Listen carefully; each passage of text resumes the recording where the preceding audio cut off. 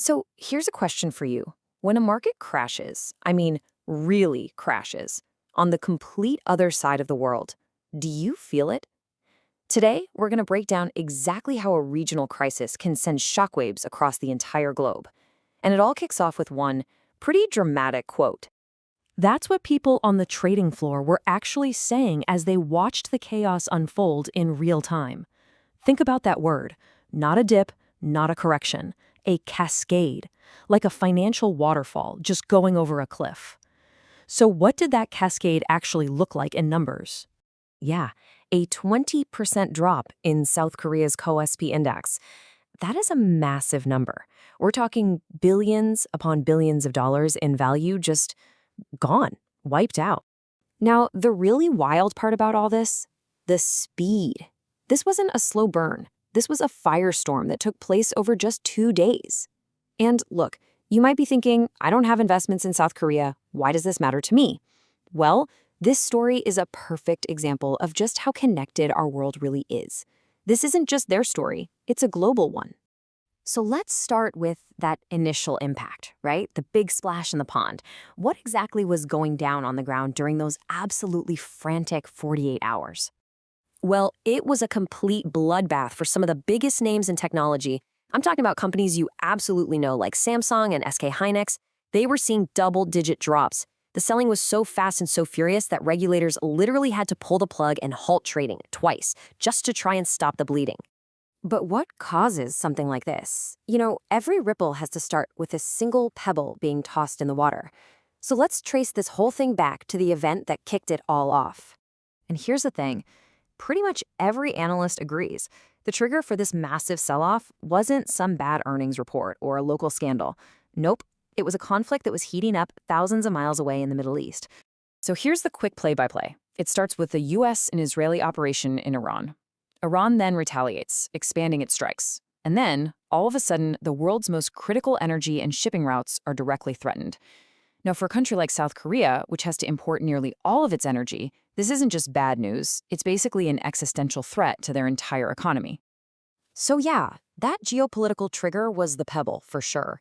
But the market itself had some really serious undercurrents that turned what should have been a splash into a full-on tidal wave. The real question is, why was South Korea so uniquely vulnerable? It really boils down to this perfect storm of three things. First, like we said, that massive energy dependency makes them super sensitive to any conflict in the Middle East. Second, their markets rely a whole lot on foreign money, which, as we saw, can just get up and leave at the first sign of trouble.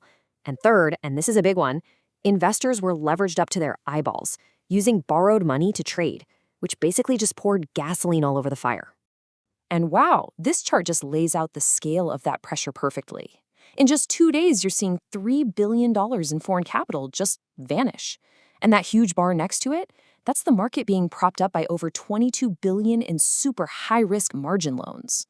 All of this was happening while their currency hit its weakest point against the US dollar in 15 years, which just made buying that energy they desperately need even more expensive. Okay, so to really get this, we have to talk about a key term, a margin call. Let me put it this way. Imagine you put a 10% deposit down on a house, and the bank loans you the other 90%.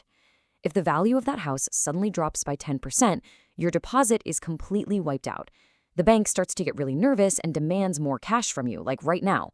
And if you can't pay up, they just force sell the house to get their money back. That's a margin call, just with stocks instead of a house. And that is exactly what happened here.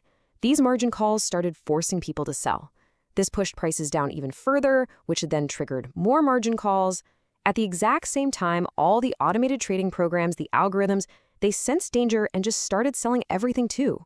It created this brutal, self-feeding cycle, that cascade everyone was talking about. So, okay, a huge crash in South Korea. But how does that local meltdown become a global problem? Well, that first major ripple spread directly into one of the hottest, most talked about sectors on the planet, artificial intelligence. So what you're seeing here is a perfect illustration. On the left, a laptop, which really represents all the complex, high-tech components made in South Korea. And on the right, a VR headset, representing the global AI and tech boom we're all living through. The connection between these two images, well, that's the whole story right there. Because here's the thing you gotta remember. The big global AI leaders, we're talking giants like NVIDIA and AMD, They don't just build these world-changing chips out of thin air.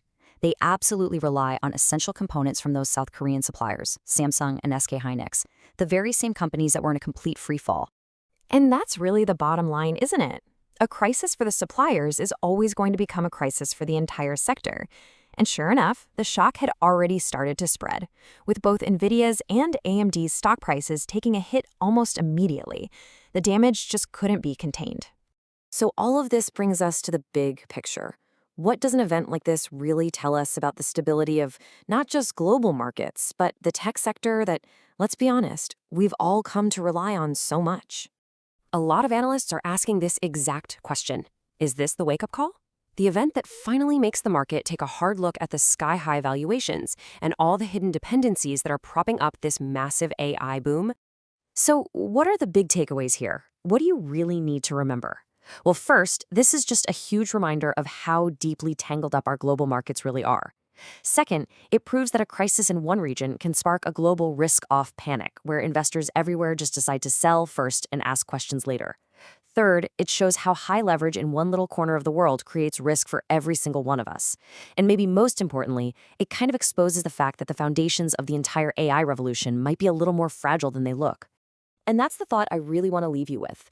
It's so easy to think of technology as this abstract thing that just lives up in the clouds somewhere. But this event forces us to ask a much more real and much more tangible question. When a key part of that physical supply chain stumbles, just how stable is the tech in your phone, in your car, and right there in your hands?